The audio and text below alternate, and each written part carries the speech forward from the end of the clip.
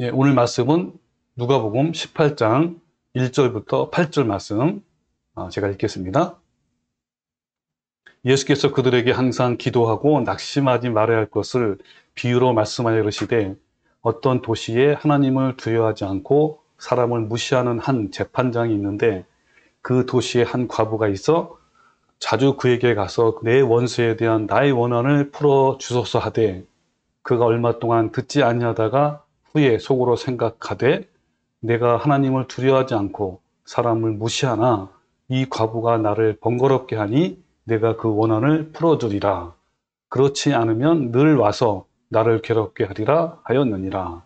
주께서 또 이르시되 불의한 재판장이 말한 것을 들으라. 하물며 하나님께서 그 밤낮 부르짖는 택하신 자들의 원한을 풀어주지 아니하겠느냐. 그들에게 오래 참으시겠느냐?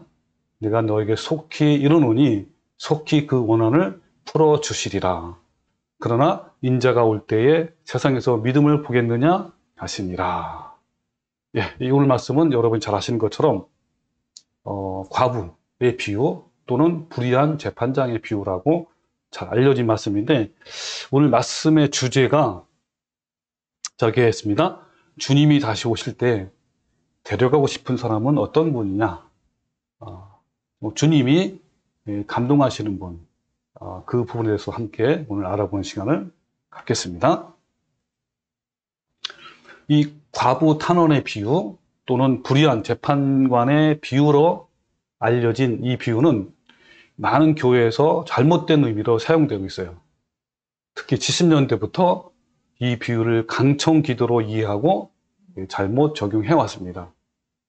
그러니까 간절한 기도로 불의한 재판관의 마음을 바꾸어 놓았던 것처럼 간절한 기도는 하나님의 마음을 바꾼다고 가르쳤고 그렇게 적용해 왔어요. 자, 이에 관련된 어느 목사님의 설교 내용을 제가 발췌했습니다. 이 설교 내용은 한 70년대 초 같아요. 제가 한번 약간 음성을 바꿔서 한번 해보겠습니다. 과거에 주위에 있는 많은 사람들이 우리 교회 성도들은 너무 시끄럽다고 통성으로 기도한다며 손가락질을 했습니다. 그런데 답답한 일을 당한 사람은 결코 조용하게 기도할 수 없습니다. 억울하고 원통한 일을 당한 사람은 피 맺힌 호소를 하게 되는 것입니다. 우리 교회를 찾는 사람은 몸부림치며 부르짖어 함께 기도하고 했고 그 결과에 다 응답을 받았습니다. 예, 참고로 여기 이제 기도 내용은 대부분 그때 당시 가난했잖아요. 가난과 어떤 질병 그리고 이로 인한 그 고통과 억울함 등이 해결해달라는 그런 기도 내용입니다. 계속할게요. 억울함을 당한 과부는 결코 낙심하거나 물러나지 않고 매일 불의한 재판관을 찾아가 내 원수의 원한을 풀어주소서 라고 부르짖었습니다. 그러자 불의한 재판관이라 할지라도 그는 결국 과부의 끈질긴 탄원에 지쳐 그 원한을 풀어주기로 했던 것입니다. 예수님은 우리에게 이 과부와 같이 끈질기게 부르짖어 기도하라고 말씀하셨습니다. 5절에 이 과부가 나를 번거롭게 하니 내가 그 원한을 풀어주리라. 그렇지 아니하면 늘 와서 나를 괴롭게 하리라 하였느니라 라고 번거롭게 하고 괴롭게 하니까 견딜 수가 없었다는 것입니다. 하나님도 우리가 계속해서 하나님께 부르짖으면 응답해 주셨다고 이렇게 말씀하고 있습니다. 자, 여기까지가 제가 짧은 내용이지만 이렇게 발췌해서 얘기를 했습니다. 여러분 어떠신가요? 여러분 그 간절함이 부족해서 기도 응답을 못 받는 것일까요? 내가 원하는 그것을 이루지 못하는 이유가 몸부림치면서 기도하지 못해서일까요? 여러분 기도는 열심히 하는 것도 중요한 것이지만 바로 바르게 기도하는 것이 더 중요한 거예요. 그래서 열정은 심장이요 판단은 머리다라는 말이 있어요. 그러니까 이 머리가 빠진 뜨거운 심장은 위험하다는 거예요. 그러니까 방향과 내용이 잘못된 기도는 영혼을 파멸로 이끌 수가 있어요. 자, 이것을 야고보서 4장에서는 아주 잘 말씀하고 있습니다. 자, 우리 같이 야고보서 4장 말씀을 볼게요. 2절. 너희는 욕심을 내어도 얻지 못하여 살인하며 시기하여도 능히 취하지 못함으로 다투고 싸우는도다. 그러면서 너희가 얻지 못함은 구하지 아니하기 때문이요. 왜 얻지 못하냐? 구하지 못한다. 근데 더 중요한 것은 열심히 구하여도 간구해도 받지 못함은 정욕으로 쓰려고 잘못 구하기 때문이다 그랬죠? 그 내용을 좀 보충하는 말씀이 뒤에 있는 말씀이에요. 자, 정욕으로 쓰려고 구하는 것이 뭐냐? 자, 뒤에 보면 가늠한 여인들아, 이 말은 이 성도들이, 교인들이 세상을 더 좋아하고 추구하고 또 세상을 사랑하는 것을 말하는 거예요. 자, 그런 사람을 가늠한 여인들아 그런 거야. 그러면서 세상과 벗된 것이 하나님과 원수가 됨을 알지 못하느냐? 여기서 세상과 벗되다는 것이 바로 이런 마음으로 구하는 것이 정욕과 탐욕으로 구하는 거란 말이에요. 그러면서 그런즉 누구든지 세상과 벗이 되고자 하는 자는 스스로 하나님과 원수되는 것이니라 그랬단 말이에요. 그러니까 뭡니까? 이 정욕으로 구하는 것, 이것이 바로 하나님과 원수가 된다 그런 얘기예요. 자, 이걸 해석하면 얼마나 많은 사람들이 하나님이 원하시는 내용으로 기도하는 것이 아니라 자신의 뜻과 소망과 욕심을 위해서 그렇게 간절히 부르짖으면서 기도하는지 우리는 그 기도 제목을 보면, 그 내용을 보면 알 수 있는 거야. 이런 기도는요, 아무리 열심을 내어 기도하여도 하나님은 듣지 아니하신다라고 했습니다. 이렇게 세상 것을 구하게 되면 결국 하나님의 원수가 되는 거야. 자, 그 내용이 이사야서 1장 2절에 있는 말씀 쭉 나오는데 그 중에 몇 가지만 했습니다. 자, 이렇게 시작해요. 하늘아 들어라, 땅아 귀를 기울여라, 주께서 말씀하신다 라고 하면서 내가 자식이라고 키웠는데 그들이 나를 거역하도다. 그들이 누구냐면 이스라엘 민족이에요. 이스라엘 민족은 하나님을 잘 믿는다고 하면서 그쵸, 말마다 성전에 가서 기도도 하고 헌물도 하고 또 제사도 하고 이렇게 했단 말이에요. 근데 여기서는 뭐라 하냐면 그들이 나를 거역했다고 그래요. 자, 또 읽어볼까요? 소도 제 임자를 알고 나귀도 주인이 저를 어떻게 먹여 키우는지 알건만은 이스라엘은 알지 못하고 나의 백성은 깨닫지 못하는구나. 슬프다. 죄 지은 민족, 허물이 많은 백성, 흉악한 종자, 타락한 자식들. 자, 하면서 그 중에 뭐라고 하냐면 이 내용이 나와요. 너희가 팔을 벌리고 기도한다 하더라도 나는 거들떠 보지도 않겠다. 그리고 너희가 아무리 많이 기도를 한다 해도 나는 듣지 않겠다라고 말씀드리겠습니다.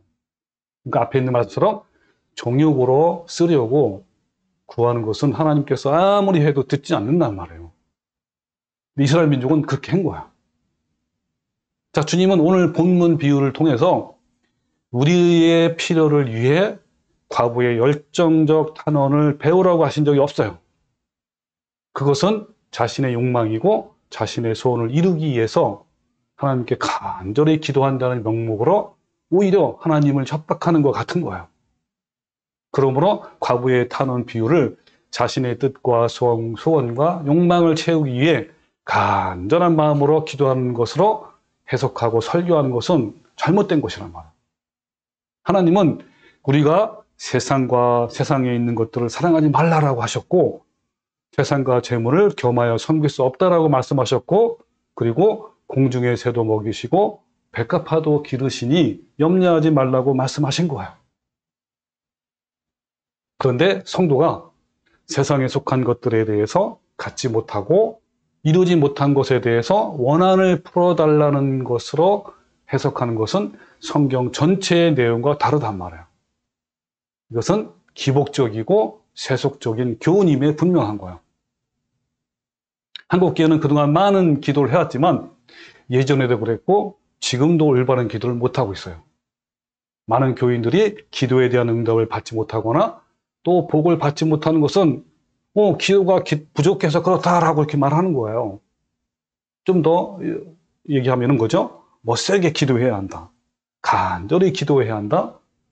기도가 부족해서 그렇다. 더 열심히 기도해야 된다. 등등. 그러니까 우리가 세게 기도하지 않거나 열심히 기도하지 않거나 또는 기도가 부족해서 응답을 못 받는 것일까요? 여러분, 간절히 기도하는 것보다 더 우선되어야 할 것이 바로 올바르게 기도하는 것입니다. 그러니까 올바르지 않는 간절함은 아까 위험하다 그랬죠? 방향을 잃어버리면 막 달려갈수록 돌아오기 힘들고 속도가 더 높을수록 더 멀리 가버리잖아요. 그것처럼 올바름을 상실한 간절함은 위험하다는 거예요. 세게 기도하는 것이 중요한 것이 아니라 여러분, 지금까지 이런 기도의 가르침이 한국 교회에 만연하게 강조되어 있단 말이에요. 그래서 예전에 수많은 교인들은 세상적인 그런 탐욕에서 나오는 복을 응답받기 위해서 때로는 기도불에 가서 기도하고 금식 기도도 하고 철학 기도를 했단 말이에요. 기도가 자신의 정욕과 탐심과 욕망으로부터 나온다는 것도 모르고 그냥 무작정 세게만 기도하면 된다라고 생각한 거예요. 오늘 본문 말씀에서 나오는 과부처럼 자신은 억울한 일을 당했지만 아무 백도 없는 과부가 재판관을 찾아가서 못 살게 구면 그 재판관이 귀찮아서 마침내 그 과부의 손을 들어준다라고 이렇게 알고 있고 그렇게 적용하고 있는 거예요. 그러니까 올바른 기도인지는 전혀 관심이 없이 그냥 과부처럼 못 살겠다고 부르짖기만 하면 들어주신다라고 하는 거예요. 이와 같은 강청 기도는 중요하지만 방향이 잘못된 강청은 매우 위험합니다.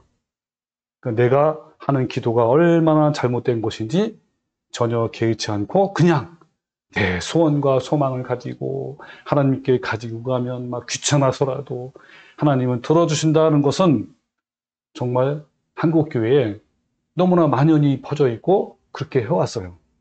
신드롬에 빠져 있단 말이에요. 새벽마다 부르짖고 밤마다 뭐 철야 모임에서 기도원에서 산에서 자신의 소원을 틀어달라고 자신의 문제를 해결해달라고 또 이 지긋지긋한 가난을 해결해달라고 밤낮으로 부르짖어 왔어요. 기도는 순서가 중요해요.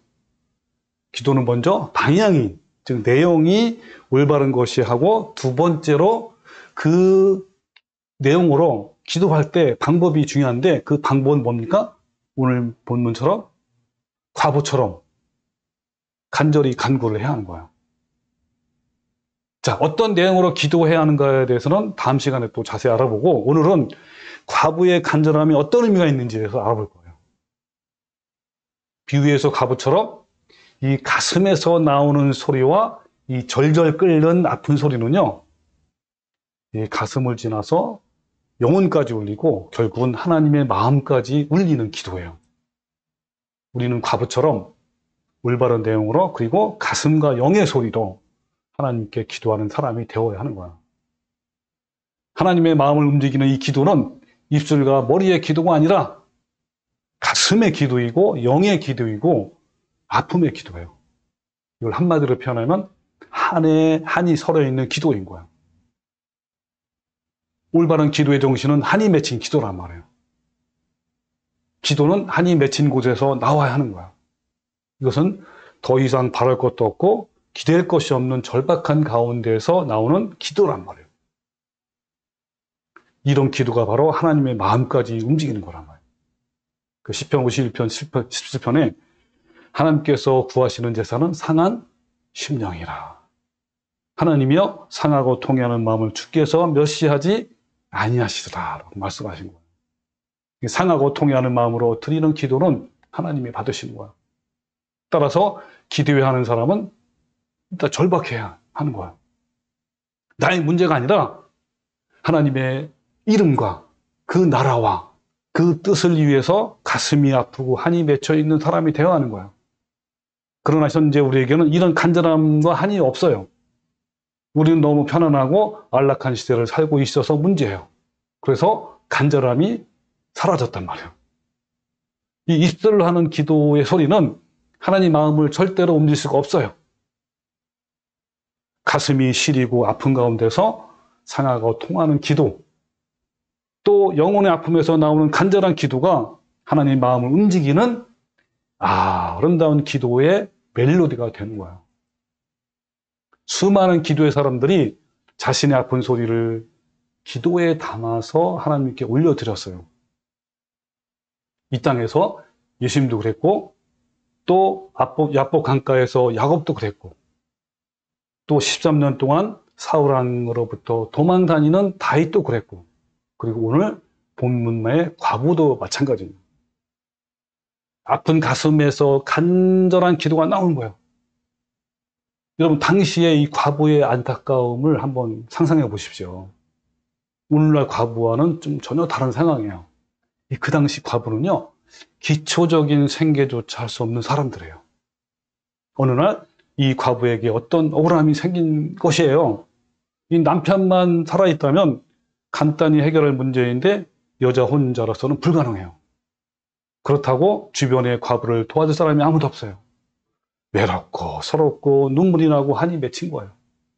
그때 한 사람이 딱 떠올랐어요. 바로 불의한 재판관이에요. 얼마나 자기를 도와줄 사람이 없으면 그 사람을 떠올렸을까요? 평소에 이 재판장은 아나무인으로 소문이 자자한 사람이에요.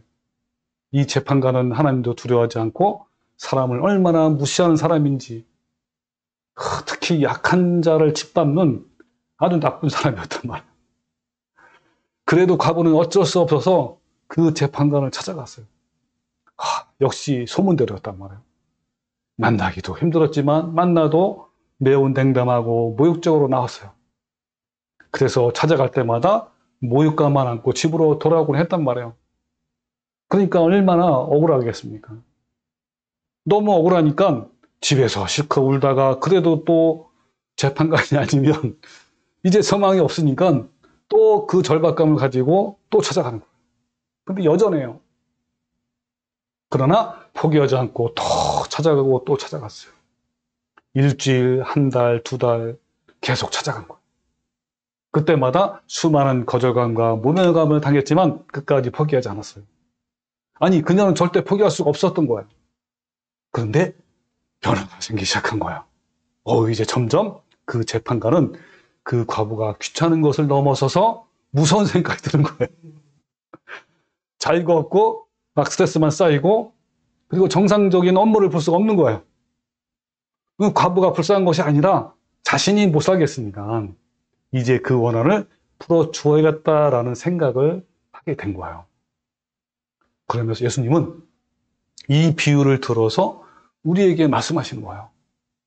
이 불의한 재판관도 이러는데 하물며 하나님은 한이 맺혀 부르짖는 기도를 들어주지 않겠느냐라는 거예요. 자, 아까인 것처럼 기도는 먼저 방향이고 두 번째가 열정이란 말이에요. 열정이 중요한 거라고 또. 로켓이 하늘 높이 올라가려면 추진체가 하나만 있으면 안 돼요. 한 번 있고 2단계, 3단계, 4단계 이렇게 계속 있어야 돼요. 그것처럼 기도에도 계속적으로 불타는 열정이 있어야 하는 거예요. 그래야 그 기도가 하나님의 마음까지 움직일 수 있는 거예요.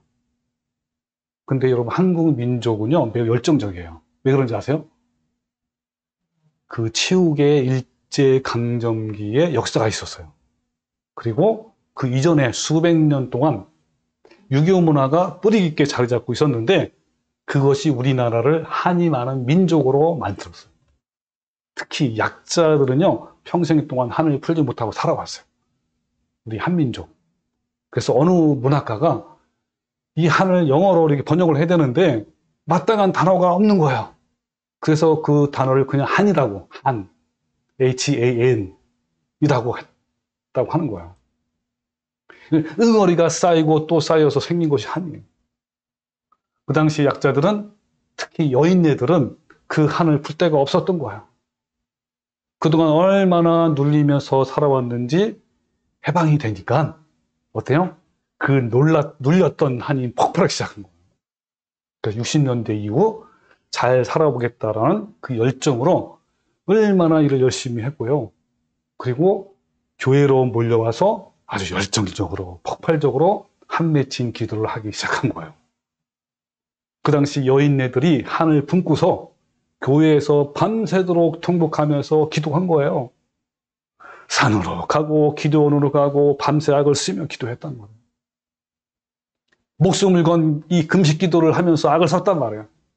참, 그런데 이제 우리는 그 열정이 모두 다 사라졌어요. 지금 한국교회 현주소는요, 기도의 방향은 예전부터 잃어버렸고, 예전에 있었던 기도의 열정도 잃어버렸단 말이에요. 열정이 빠져나간 현재의 교회 모습은 기복주의와 번영신학과 성공주의만 남았고요. 그리고 목회자들의 추악함만 남아있어요. 자, 그렇다면 우리는 어떤가요? 저에게도 이런 기도 열정이 많이 부족해요. 우리 깨어있는 교회가 회복해야 할 것은 바로 이 과부와 같은 기도의 열정이에요. 열정이 없으면요, 기도의 응답을 받을 수 없고, 또한 두렵고 떨림으로 구원을 이룰 수가 없는 거예요. 그러니까 기도뿐만 아니라 구원을 이뤄가는데 열정을 빼앗기면 아무것도 아닌 거예요. 그래서 우리는 구원을 이루는데 방해되는 세상적인 모든 것들을 잘라내야 하는 거예요. 자, 이제 다시 본문으로 돌아가 봅시다. 자, 본문으로 들어가기 전에 제가 질문을 한번 들어볼게요. 오늘 이 비유는 열정적인 기도 외에 더 중요한 교훈이 있어요. 그것이 뭘까요? 자, 이에 대한 단서는 이 비유의 핵심 구절에서 찾을 수가 있어요. 자, 그 핵심 구절이 무엇이죠? 네, 그것은 주님께서 비유의 결론으로 말씀하신 8절에 있어요. 맨 끝절. 8절에 뭐라고 하셨냐면, 내가 너에게 이르노니 속히 그 원한을 풀어주시리라 하면서 하신 말씀이에요. 그러나가 중요하죠. 그러나 인자가 올 때에 세상에서 믿음을 보겠느냐라고 하신 거예요. 인자가 올 때라는 말은 주님이 재림하시는 시기를 말씀하는 거예요. 그런데 그때는 세상의 종말, 마지막 때를 말하는 거죠. 그러니까 주님이 다시 오시는 종말의 시기에는 진짜 믿음이 있는 사람이 매우 적다라고 말씀하신 거예요. 따라서 이 비유는 주님이 재림 직전에 이 세상에서 벌어지는 일반적인 상황을 비유로 말씀하신 거예요.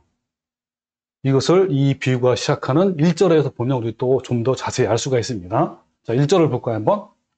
18장 1절에 예수께서 그들에게 항상 기도하고 낙심하지 말아야 할 것을 비유로 말씀하여 이르시되 하면서 말씀하시잖아요. 근데 원문에는요, 헬라 원문에는 그 앞에 접속사가 있어요. 더욱이 또는 게다가 나아가. 자, 이것은 계속 이어지는 말씀 아닙니까? 그리고 KJV 영어 성경에는 and는 그리고인데 그리고는 앞 문장과 뒤 문장 연결해주는 그런 접속사 아닙니까? 이게 생략된 거야. 이 말은 따라서 그 과거의 탄원의 비유는 누가복음 17장과 연관이 있어요. 연결되는 거예요. 또한 이 비유의 결말에서 그러나 인자가 올 때에, 인자가 올 때는 언제라고 그랬죠? 또 주님이 재림할 때 마지막 때 아닙니까?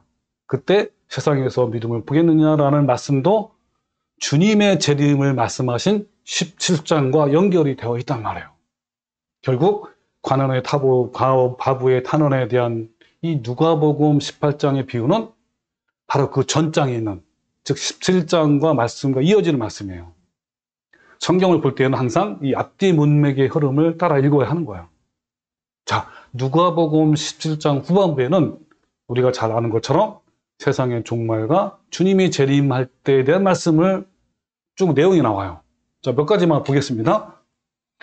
자, 26절부터 보면 노아의 때에 된 것 같이 인자의 때도 그러하리라. 바로 인자의 때가 바로 마지막 때를 말하는 거예요. 재림할 때. 같다 이 말, 노아 때가. 그건 뭐냐면 노아가 방주에 들어가던 날까지 사람들이 먹고 마시고 장가들고 시집 가더니 홍수가 나서 그들 다 멸망시켰다 그랬단 말이에요. 그러니까 노아의 때도 사람들이 먹고 마시고 장가만 가고, 그것처럼 오늘날에도 마지막 때도 하나님을 믿긴 믿지만 열심히 교회는 다니지만 마음이 어디 있다는 거예요? 세상에 있단 말이에요. 세상 것을 구하고 세상을 사랑하고 그런 거예요. 또 롯의 때와 같으리니 사람이 먹고 마시고 사고 팔고 심고 집을 짓더니 롯이 소돔에서 나가던 날에 하늘로부터 불과 유황이 비오듯하여 그들을 멸망시켰다는 말이에요. 인자가 나타날 때도 그렇단 말이에요. 네. 그때까지도 거의 마지막 심판의 때까지 왔는데도 불구하고 이들은 그냥 먹고 마시고 사고 팔고 심고 집을 짓고 했단 말이에요. 마지막 때도 그렇다는 거야, 지금. 또 34절부터 보면 내가 너에게 이르노니 그 밤에 둘이 한 자리에 누워 있으며 하나는 데려감을 당하고 하나는 버려둠을 당할 것이요. 또 두 여자가 함께 맷돌을 갈고 있으며 하나는 데려감을 얻고 하나는 버려둠을 당할 것이라. 이것도 바로 마지막 때를 말하죠. 그들이 대답하여 이르되 주여 어디에 오니까 그랬어요. 그랬더니 예수님이 하신 말씀이 죽음이 있는 곳에는 독수리가 모이느니라 그랬단 말이에요. 마지막 때 심판 때 그 말씀을 아주 잘 표현하신 말씀이에요. 자, 그러면서 18장 1절이 이어지는 말씀이에요. 그러면서 18장 1절에 예수께서 그들에게 항상 기도하고 낙심하지 말아야 할 것을 비유로 말씀하시되 했단 말이에요. 따라서 이 과부 탄원의 비유는 종말의 때에 일어날 일들을 주님이 비유로 좀 더 보충해 주는 말씀이에요. 이 과부의 탄원의 비유는 마지막 때 휴거와 직결되어 있는 말씀이란 말이에요. 주님이 재림하실 때 데려가고 싶은 사람은 바로 과부의 마음과 정신이 있어야 한다라는 거예요. 이 과부의 마음이 된다는 것은 주님이 재림하실 때 휴거를 준비한다는 것과 같은 거예요. 그런데 과부의 탄원의 비유에서 예수님은 이 마지막 말씀을 아주 부정적이고 비통한 마음으로 말씀하고 끝맺힌 거예요. 바로 그 말씀이 뭐였죠? 그러나 인자가 올 때에 세상에서 그 믿음을 보겠느냐라고 한 거란 말이에요. 비통하게. 여기서 보면요, 이 믿음이 여러분 피스티스인데 그 앞에 관사가 있어요. 바로 해 피스티스. 해는 많이 들어봤죠? 해 아가페. 바로 그 다른 정관사란 말이에요. 그 믿음. 해 아가페는 그 사랑이란 말이에요. 이걸 이제 직역하면 이런 거죠. 그러나 인자가 올 때 세상에서 그 믿음을 발견할 수 있겠는가라고 이렇게 말씀하는 거예요. 발견할 수 없다는 거예요. 이 말씀은 마지막 때 과부 같은 믿음, 다른 말로 하면 과부의 정신, 이거를 가진 자를 발견할 수 없다는 말이에요. 마지막 때 내가 데리고 갈 믿음의 사람을 찾을 수 있겠느냐라고 예수님이 말씀하신 것인데 이런 적 없다는 거예요. 주님은 이 마지막 시대를 내다보시면서 깊이 탄식하신 거예요. 그만큼 믿음을 찾기가 힘든 시대가 바로 마지막 때. 믿음이 그만큼 오염되고 변질되었다는 거예요. 그 믿음을 가진 자가 다수가 아니고 소수이기 때문에 거의 찾아볼 수 없는 상태라는 거예요. 여러분 이 말씀을 봐서라도요.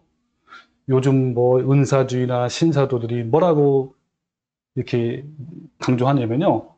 마지막 때에는 대부흥이 일어나고 대추수가 일어나고 또 성령의 늦은 비운동 이런 것들 막 말하면서 부흥을 좀 준비하고 있단 말이에요. 여러분 이런 것들 멀리 하십시오. 이건 다 가짜입니다. 자, 여기 믿음이라는 단어 앞에 헬라어 원문에는 정관사 그가 붙어 있단 말이에요. 그 믿음이에요. 이 정관사 하나가 매우 중요한데 그거 생략된 거예요. 자, 여러분께 질문 한번 들어볼게요. 이 그라는 정관사는 특정한 것을 지칭하는 말인데 그렇다면 특정하게 가리키는 그 믿음은 구체적으로 어떤 믿음을 말하는 것일까요? 자, 그 믿음이란 특별히 누가복음 18장 8절이 끝절 아닙니까? 근데 1절부터 7절에 나오는 그 과부와 같은 상태를 가리키는 거야. 즉 8절의 그 믿음은 1절부터 7절에 나오는 과부의 정신을 말하는 거야. 인자가 올 때에 세상에서 과부와 같은 그 믿음, 그 정신을 발견할 수 없다라는 거예요. 왜 그 믿음을 발견하기 힘들까요? 그것은요, 마지막 때가 될수록 과부의 그 정신이 없기 때문인 거예요. 하나님 나라에 목말라 있는 사람들에게는 이 땅이 무너져가는 하나님의 나라를 향해 애타는 절규가 있는 거예요. 마치 버려진 것 같고 빼앗긴 것 같은 매우 슬프고 고독한 그의 내면에는 영혼의 갈급함으로 부르짖음이 있어요. 우리는 구원론의 시리즈라는 그 제목으로 설교할 때 다윗의 시편을 통해서 간절하고 그 가슴 아픈 기도에 대해서 우리가 알아보았잖아요. 자, 그 중에서 한 두 가지만 다시 한번 봅시다. 과부의 그 믿음, 그 정신을 잘 표현한 시편이에요. 자, 시편 28편 1절에 보면 반석이신 나의 주님, 내가 주님을 바라보고 보며 부르짖습니다. 그러면서 입을 다무신 채 나를 외면하지 마십시오. 주께서 입을 다무시면 내가 무덤으로 내려가는 사람같이 될까 두렵기만 합니다. 그러면서 주의 지성소를 바라보며 두 손을 치켜들고 주께 울부짖을 때에 나의 애원하는 소리를 들어주십시오. 얼마나 마음이 간절하면 이렇게 표현한 거예요. 자, 그 내 뒤를 보면요. 나를 악인들과 함께 선고하지 마시고 못된 일을 저지른 자들과 같이 나를 끌어가지 마십시오. 그들은 이웃에게 평화를 말하지만 마음에는 악을 품고 있습니다. 그러니까 이 악한 자들, 하나님을 믿는다 하면서도 오히려 그 속에서 악한 짓을 하는, 그러니까 하나님 나라가 무너지고 무너지는 하나님을 믿는 사람조차도 오히려 더 하나님 나라를 욕되게 하는 그런 자들에 대한 이 다윗의 마음을 잘 표현한 그런 시편이란 말이에요. 자, 또 하나 보면 시편 41절에 하나님이여 사슴이 그 시냇물을 찾기에 갈급한 같이 내 영혼이 주를 찾기에 갈급합니다. 네, 얼마나 그 갈급함이 있으면 이렇게 표현한 거예요. 내 영혼이 하나님 곧 살아계신 하나님을 갈망하나니 내가 어느 때에 나가서 하나님의 얼굴을 배울까? 사람들이 종일 내게 하는 말이 내 하나님이 어디 있느냐 하오니 내 눈물이 취하러 내 음식이 되었도다. 그러니까 이만큼 그 하나님의 나라에 대한 그 갈망과 그 갈증이 있단 말이에요. 그 간절함이 눈물로 다 표현된 거란 말이에요.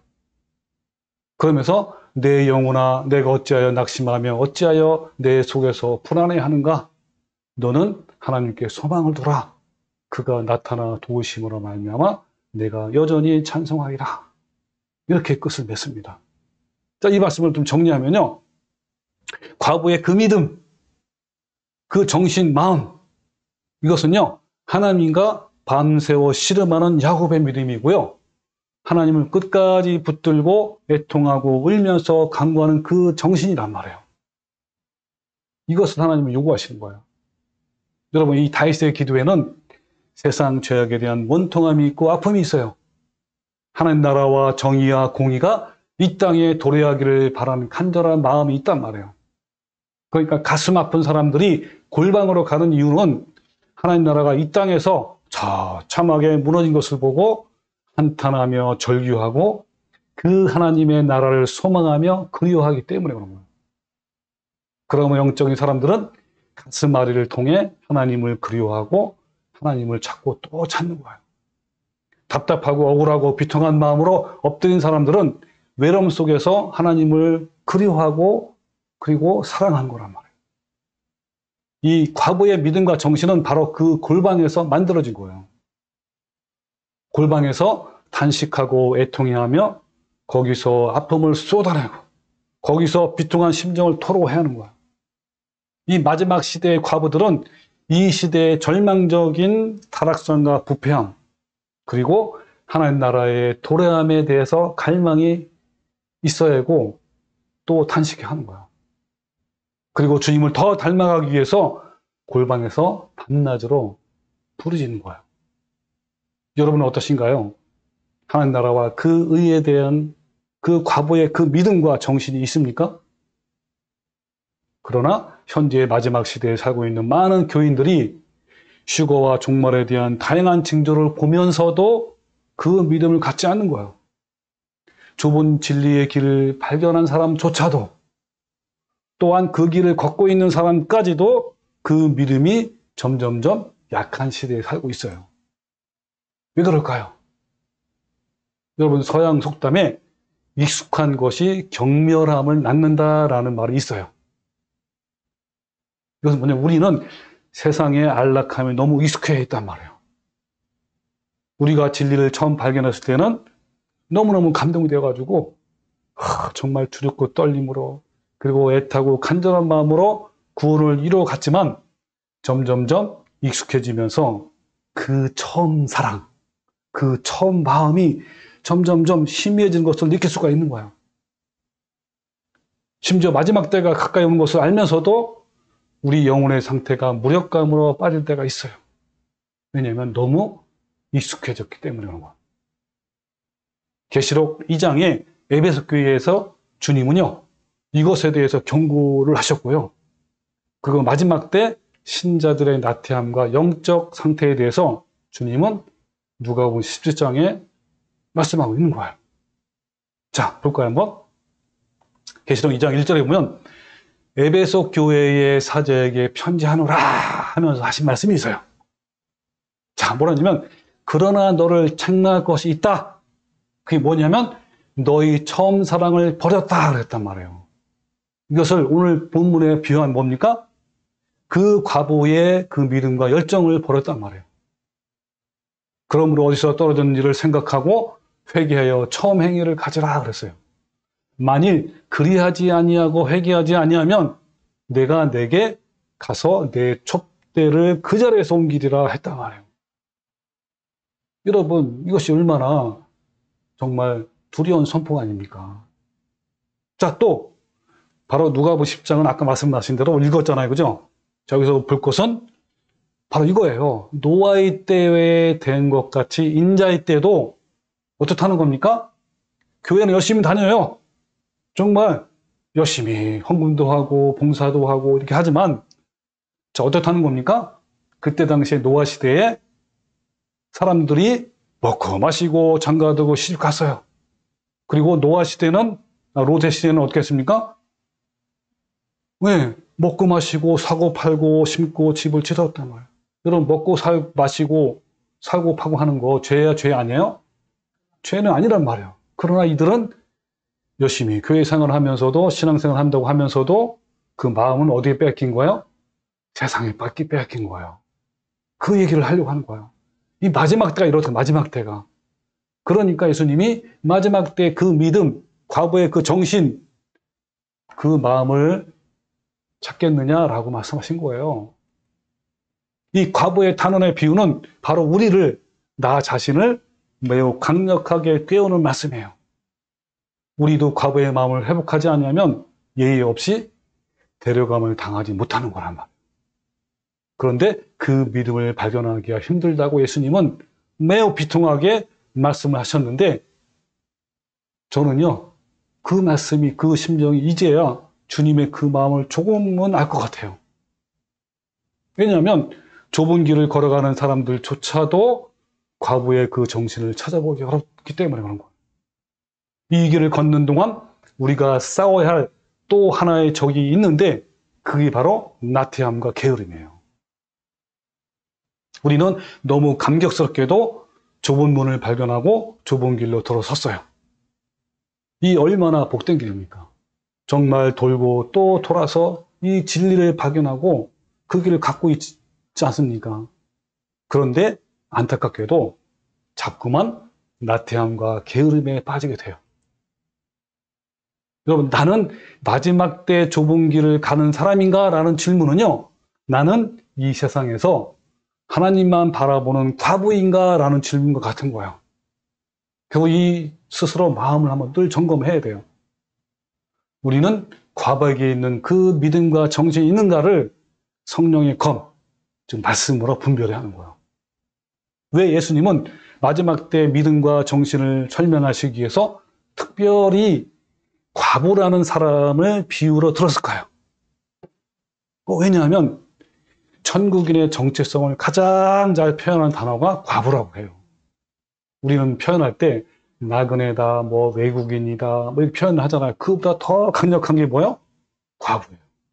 이 과부가 헬라어로 체라. 체라는 빼앗기다, 버려지다, 매우 슬프고 고독하다 이런 의미가 있어요. 그 시대의 과부는 아무런 배경도 없는 거예요. 과부가 장사할 수도 없고 생계 능력이 없기 때문에 그냥 굶어 죽을 수도 있는 거예요.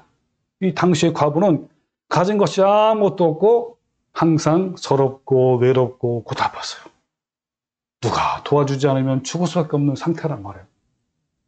과부가 이런 상황 때문에 한이 맺힌 절박함으로 누구를 찾아가는 거예요? 재판관에게 간청하는 거예요. 그것처럼 우리도 과부의 정신이 되어야만 주님께 그 소망을 두고 믿음으로 살아낼 수 있는 거란 말이에요. 그래서 이것이 과부의 아픔이지만 최대의 장점이자 무기인 거예요. 그런데 많은 교인들이 너무 가진 것이 많고 편안하기 때문에 이런 결사적이고 절절 끓는 과부의 정신이 없는 거란 말이에요. 여러분, 전쟁할 때 항상 이런 말 하잖아요. 돌아갈 다리도 불태워야 한다. 라는 말. 이 말은 뭐예요? 배수의 진을 치는 거예요. 이럴 때 군인들은 결사적으로 항전을 하게 되고 승리할 수 있기 때문에 그런 거예요. 우리가 예수님을 믿을 때 돌아갈 다리도 불태워야 하는 거예요. 그런데 지금의 우리는요, 돌아갈 다리가 너무나 많으니까 태만해지고 게을러지는 거예요. 결사적이지 못하는 거예요. 죽든 살든 결단하지 못하는 거란 말이에요. 우리는 다른 비상구를 만들지 말아야 하는 거예요. 옆으로 빠질 준비가 된 사람은 과부가 될 수 없는 거예요. 과부의 그 믿음을, 그 정신을 절대로 가질 수가 없게 된단 말이에요. 그래서 과부는 돌아갈 곳이 없기 때문에 가슴에 응어리가 맺힌 거예요. 그 응어리가 뭐가 되는 거예요? 그죠? 한이 되는 거, 한. 억울하고 분통하고 막 서러운 일을 당했으나 풀어낼 길이 없어서 생긴 한인 거예요. 과부는 그 어디에도 한을 풀 수 있는 곳이 없었단 말이에요. 사방이 막혀 있는 상태예요. 그 세상적인 방법으로는 다 막혔기 때문인 거예요. 그래서 가슴에 응어리가 생긴 거예요. 사방이 막힌 사람에게 출구 하나가 보이면요, 미친 듯이 달려가게 되어 있대요. 그러니까 과부에게는 유일한 출구가 바로 재판관이었어요. 그래서 불의한 재판관한테 나의 원한을 풀어서라고 그렇게 한 거야. 불의한 재판관은 뇌물을 좋아하는 사람인 거예요. 자기에게 뇌물을 주는 사람에게는 판결을 바꿀 수 있는 나쁜 사람이에요. 그런 불의한 사람의 마음까지도 꺾을 수 있는 이 과부의 끈질긴 정신은 그 재판관이 불의한 자임에도 불구하고 과부의 탄원에 손을 들어줬단 말이에요. 지쳐서 나가 떨어졌단 말이에요. 이 불의한 재판관을 가리키면서 예수님은, 자, 너희들 봐라. 불의한 재판관이 말한 것을 들어봐라. 하물며 하나님께서 밤낮 부르짖는 자들의 원한을 풀어주지 않겠느냐? 그들에게 오래 참으시겠느냐? 너에게 이르노니 속히 그 원한을 풀어주시라. 라고 하면서 정말 마지막으로 예수님이 비통하게 말씀하신 거야. 그러나 인자가 올 때 세상에서 그 믿음을 보겠느냐? 라고 말씀하신 거예요. 여러분, 이 다른 출구가 없다는 것은요, 세상적인 시각으로 보면 불행하고 초라한 것이지만, 실패한 것처럼 보이지만, 믿음의 관점에서는 이것만큼 행복이 없어요. 사방이 막혀있기 때문에 하늘만을 보는 거예요. 우리가 막힌 것들 때문에 괴로워하거나 걱정할 필요가 없어요. 막힌 사방은 오직 하늘만 바라보도록 하는 아름다운 차단이에요. 사람은 어쩔 수 없는 거예요. 왜냐하면 사람은요, 고립을 시켜 놓아야만 주님을 갈망하는 습성이 있어요. 지독한 고립 속에서만 또한 외롭고 서럽고 아프고 힘들어야만 하나님을 찾는 습성이 있어요.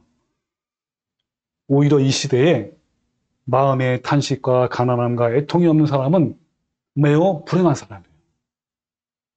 하나님께만 소망을 두기 위해서 우리가 자랑하고 의지해야 하는 모든 것들을 다 잘라내야 하는 거야.